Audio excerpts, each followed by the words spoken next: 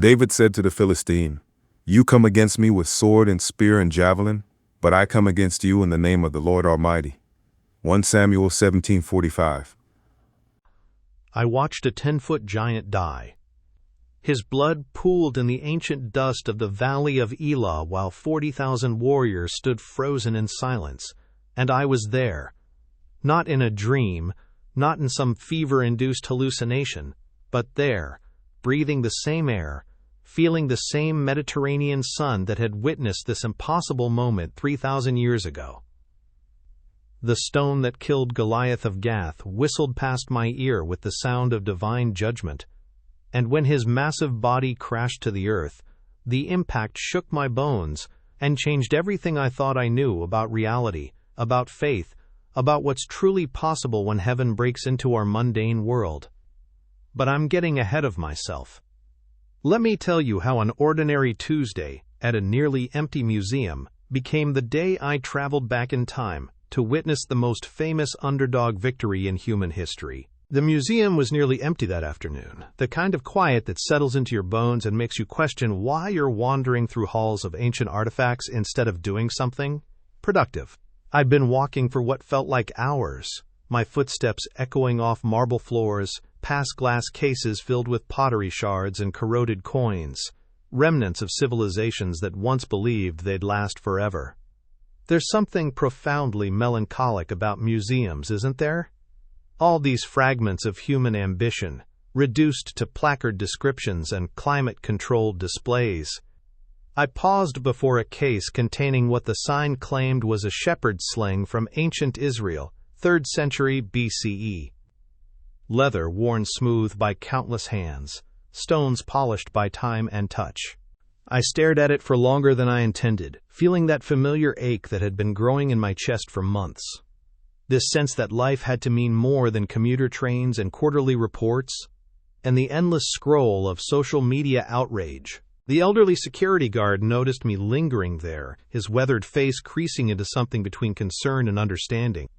"You look like someone searching for something," he said quietly, his voice carrying the weight of decades. "That particular piece, it's special. Found in the Valley of Elah, where they say David faced Goliath." He paused, studying my face with eyes that seemed to see more than they should. Sometimes the most profound journeys begin with the simplest questions. What if you could witness history yourself? What if the stories we tell ourselves about courage and faith? What if they were more than just stories? Before I could respond, he pressed something into my palm, a small, smooth stone, warm despite the museum's chill. "Hold on to this," he whispered, "and be ready for what you're truly seeking." I should have found it odd, this cryptic exchange, but something about the weight of that stone in my pocket felt right, like it belonged there, like I'd been carrying it my whole life without knowing it. The rest of that day passed in a strange haze of anticipation, as if the air itself was charged with possibility. That night I found myself unable to sleep, the stone resting on my nightstand, catching moonlight in ways that seemed impossible. Every time I looked at it, I felt that pull again, that deep, aching desire for something real, something that mattered, something that could transform the growing emptiness inside my chest. I must have drifted off eventually, because I remember dreaming of vast open spaces and the sound of distant warfare, the clash of bronze on bronze echoing across valleys I'd never seen but somehow recognized. When I woke, the stone was glowing, not metaphorically, literally glowing with a soft, golden light that seemed to pulse in rhythm with my heartbeat. I reached for it with trembling fingers, and the moment my skin made contact, the world shifted. The walls of my bedroom began to ripple like water, solid matter becoming fluid, and I felt myself being pulled forward, or perhaps backward, through layers of reality I never knew existed. The sensation was overwhelming, like being dissolved and reformed simultaneously, every atom in my body singing with an energy that was both terrifying and beautiful. Light surrounded me, not harsh but penetrating, as if I was being examined by something vast and benevolent, something that knew me better than I knew myself. Then, silence. Complete, perfect silence that felt like the pause between heartbeats, between breaths, between one world and another. When sensation returned, I was lying on sun-warmed earth, the scent of olive trees and wild herbs filling my nostrils. I opened my eyes to a landscape that took my breath away. Rolling hills dotted with ancient oaks, a valley stretching wide and green beneath a sky so blue it seemed to sing. But it was the sounds that convinced me this wasn't a dream. The distant bleating of sheep, the calls of shepherds, and underneath it all, the low rumble of approaching armies. I sat up slowly, my modern clothes somehow transformed into the rough tunic and sandals of a common man from another age, though I felt no surprise at this change. It was as if my soul had simply remembered where it belonged. The Valley of Elah spread before me like a vast amphitheater, and I realized with a jolt of recognition that I was witnessing something impossible, something sacred. On one side of the valley, the Philistine army stretched across the hillside in perfect formation. Thousands of bronze-clad warriors, their shields gleaming like scales on some monstrous serpent. The sight should have been merely impressive, but there was something else, something that made my skin crawl with primal fear. These weren't just soldiers. They carried with them an oppressive darkness, an aura of spiritual corruption that seemed to drain the very light from the air around them. And at their center, towering above them all, stood Goliath of Gath. No description could have prepared me for the reality of him. He was not simply tall. He was a monument to human hubris, a walking blasphemy against the natural order. Nearly 10 feet of muscle and sinew, wrapped in bronze armor that caught the sunlight like a signal fire. His spear was the size of a young tree, his sword longer than most men are tall. But it wasn't his size that filled me with dread. It was the presence that emanated from him, the way the very air seemed to recoil from his existence. When he opened his mouth to issue his daily challenge, his voice carried across the valley like thunder, and I felt it in my bones, in my soul. Choose a man for yourselves and let him come down to me. If he is able to fight and kill me, then we will be your servants. But if I prevail against him and kill him, then you shall be our servants. The response from the Israeli camp was telling, a ripple of fear that passed through their ranks like wind through wheat. I could see it in their faces, hear it in the way conversations died mid-sentence. These were hardened warriors, men who had fought battles and survived sieges, yet they stood paralyzed before this champion of the Philistines. Day after day, for 40 days, Goliath had issued this same challenge, and day after day not one man had stepped forward. The very sight of him seemed to drain courage from their hearts, leaving only the cold recognition of mortality, of human frailty in the face of something that seemed almost supernatural in its menace. But then I heard something that changed everything. The sound of approaching footsteps, light and confident, accompanied by the gentle bleating of sheep. I turned to see a young man ascending the path that led to the Israeli camp, his stride unhurried despite the tension that hung over the valley like smoke. This was David, son of Jesse, though he looked nothing like the marble statues I'd seen in museums. He was small, yes, but there was something about him that commanded attention, not through size or strength, but through an inner radiance that seemed to push back against the spiritual darkness that had settled over the battlefield. His eyes held depths I couldn't fathom, and when he smiled at the soldiers who greeted him, it was with the serene confidence of someone who had spent long nights alone with God under star-filled skies. I watched, transfixed, as David made his way through the camp, delivering bread and cheese to his brothers who served in Saul's army. The contrast was stark. Here were seasoned warriors, battle-scarred and weary, cowering at the thought of facing Goliath, while this shepherd boy moved among them with the easy grace of someone utterly unconcerned by the threat that had paralyzed an entire nation. When Goliath's voice boomed across the valley once more, I saw David's reaction, not fear, but righteous anger. His face flushed, not with embarrassment, but with indignation. Who is this uncircumcised Philistine that he should defy the armies of the living God?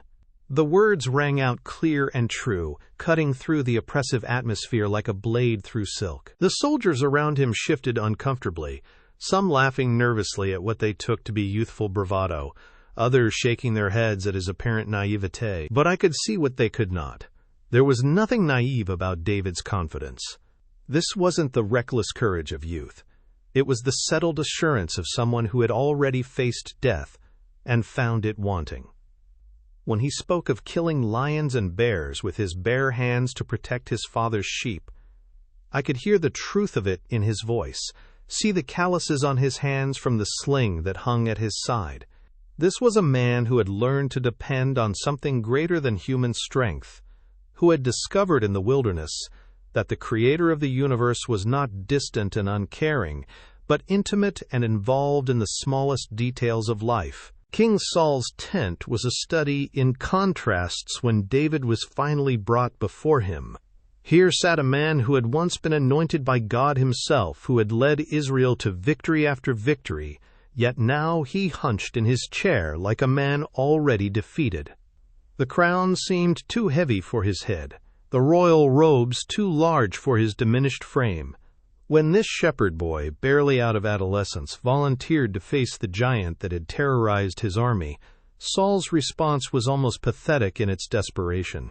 He tried to clothe David in his own armor, as if bronze and iron could substitute for faith, as if human protection could improve upon divine provision. But the armor didn't fit, not because David was too small, but because he was already wearing something far more powerful.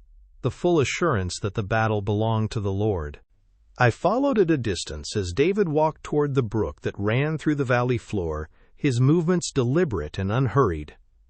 The entire valley had fallen silent, 40,000 Philistines on one side, 30,000 Israelites on the other, all watching this impossible scene unfold. The very air seemed to hold its breath as David knelt by the water's edge, his hand moving with practiced efficiency to select 5 smooth stones from the stream. I was close enough to see his face, and what I witnessed there defied every expectation I'd carried about courage and fear.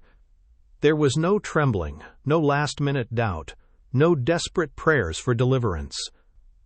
Instead, there was a serenity that seemed almost supernatural, the calm of someone who had already seen the outcome and found it good. As he stood and turned toward Goliath, sling in one hand and stones in the other, I felt the weight of history pressing down upon me. This was it, the moment that would be remembered for millennia, the confrontation between human pride and divine purpose, between the tyranny of the flesh and the power of faith. But standing there, watching it unfold, I realized that for David this wasn't a moment of high drama at all. This was simply another day in the pasture, another predator threatening the flock, another opportunity to watch the shepherd of Israel demonstrate his faithfulness to those who trust in him.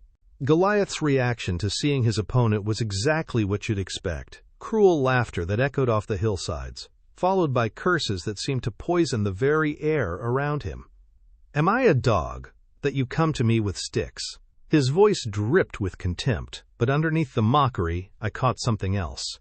A flicker of unease, as if some deep part of him recognized that he was no longer facing merely human opposition. "Come to me," he roared, "and I will give your flesh to the birds of the air and the beasts of the field." The threat hung over the valley like a toxic cloud, and I felt every person present, myself included, confront the raw reality of what violence and hatred could do to the human soul. But David's response shattered the darkness like sunlight breaking through storm clouds. His young voice rang clear and strong across the valley, carrying with it an authority that seemed to come from another realm entirely. "You come against me with sword and spear and javelin, but I come against you in the name of the Lord Almighty, the God of the armies of Israel, whom you have defied." The words weren't spoken in anger or fear, but with the calm certainty of someone delivering a message they'd been commissioned to give. "This day the Lord will deliver you into my hands, and I'll strike you down and cut off your head. This very day I will give the carcasses of the Philistine army to the birds and the wild animals, and the whole world will know that there is a God in Israel." The transformation in the atmosphere was immediate and palpable. The oppressive weight that had hung over the valley began to lift, replaced by something I can only describe as the presence of the Almighty Himself. The very air seemed to shimmer with power, and I felt my skin prickle with electricity. This was no longer a simple confrontation between two men.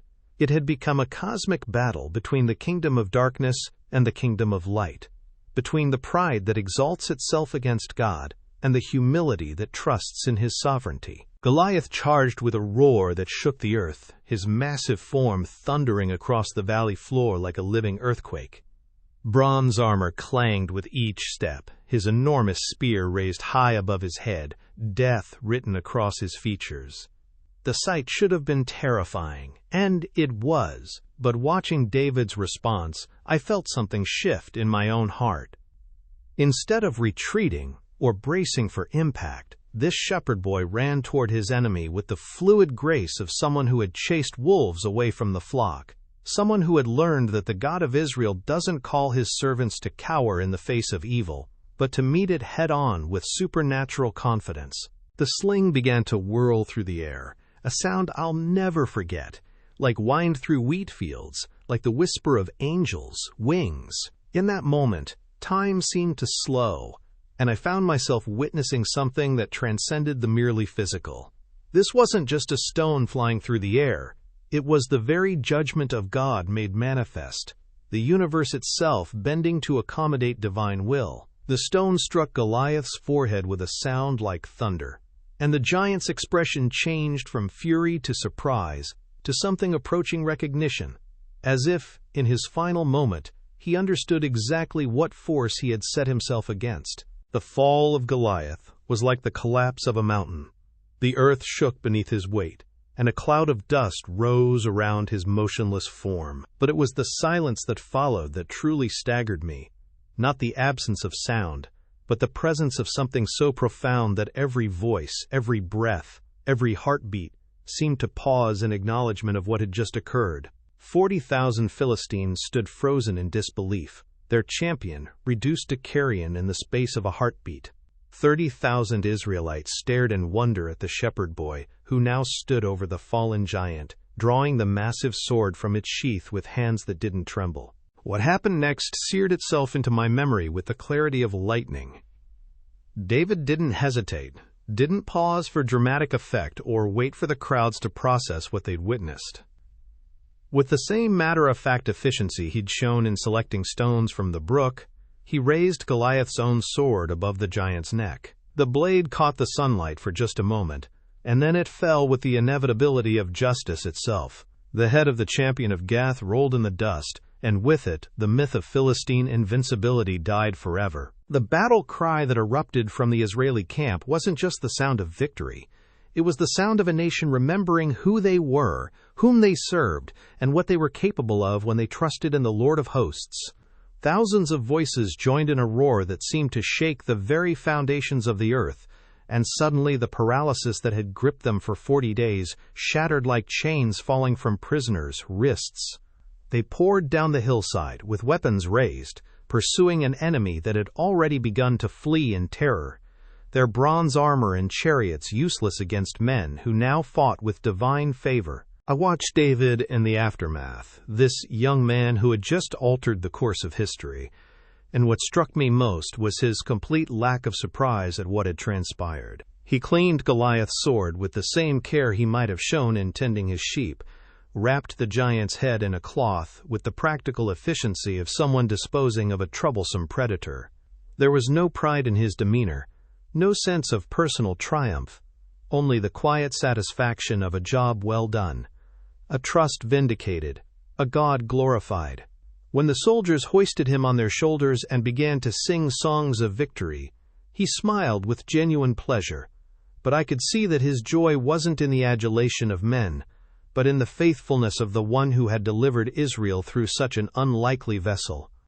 As the sun began to set over the Valley of Elah, painting the sky in shades of gold and crimson, I felt that familiar sensation beginning again, the gentle tug of reality calling me back to my own time, my own world. The stone in my tunic began to warm against my chest, and I knew my time as a witness to this incredible moment was drawing to a close. But before the transformation could take me, David looked directly at me across the celebration, his eyes meeting mine with a clarity that suggested he had been aware of my presence all along. He nodded once, a gesture of acknowledgement between souls who had shared in something eternal, and spoke words that I felt rather than heard. "Tell them what you have seen. Tell them that the battle belongs to the Lord." The return journey was gentler than my arrival had been, like being drawn through warm water toward a distant shore. The sounds of celebration faded, replaced by the familiar hum of electricity and air conditioning that marks our modern world. When I opened my eyes, I was back in my bedroom, the morning sun streaming through windows that looked out on a reality fundamentally unchanged, yet somehow completely transformed. The stone lay cool and ordinary in my palm, showing no trace of the supernatural fire that had transported me across millennia, but the memory remained, vivid and undeniable, burned into my consciousness with the permanence of truth witnessed firsthand. The days that followed were a study in integration, trying to process what I had experienced, trying to find language adequate to describe the indescribable. How do you explain to people trapped in the mundane routine of contemporary life that you've witnessed the hand of God moving through history? How do you convey the reality of divine power to hearts that have been taught to explain away the miraculous? I found myself changed in ways both subtle and profound, carrying within me a confidence I'd never possessed before. Not in my own abilities or wisdom, but in the absolute sovereignty of a God who continues to work through the most unlikely vessels to accomplish His perfect will. The museum stone sits on my desk now as I write this, a tangible reminder of the truth, that the extraordinary is always closer than we imagine. Sometimes, in quiet moments, I catch glimpses of that golden light flickering around its edges, and I know that the door between worlds remains open for those who have the faith to step through it. The battle between David and Goliath wasn't just a historical event that happened 3,000 years ago. It was a demonstration of principles that remain as relevant today as they were in that dusty valley. The giants we face may wear different faces, speak different languages, carry different weapons, but the outcome remains the same for those who understand that the battle belongs to the Lord. I think often of David's words echoing across the valley. The whole world will know that there is a God in Israel. He wasn't speaking merely to the armies assembled that day, but to every generation that would follow, every soul that would find itself facing impossible odds with nothing but faith as a weapon. The God who delivered Goliath into the hands of a shepherd boy is the same God who stands ready to fight for anyone willing to trust in His power, rather than their own strength. The slings and stones may look different in our time, but the principle remains unchanged. When human pride sets itself against divine purpose, the outcome is never in doubt. Some nights, when the weight of our current darkness feels overwhelming, when the giants of our age seem too powerful to defeat, I close my eyes and remember the sound of that stone whistling through ancient air, the thunderous crash of evil's champion falling to the earth, the triumphant cry of a people rediscovering their identity as the children of the Most High God.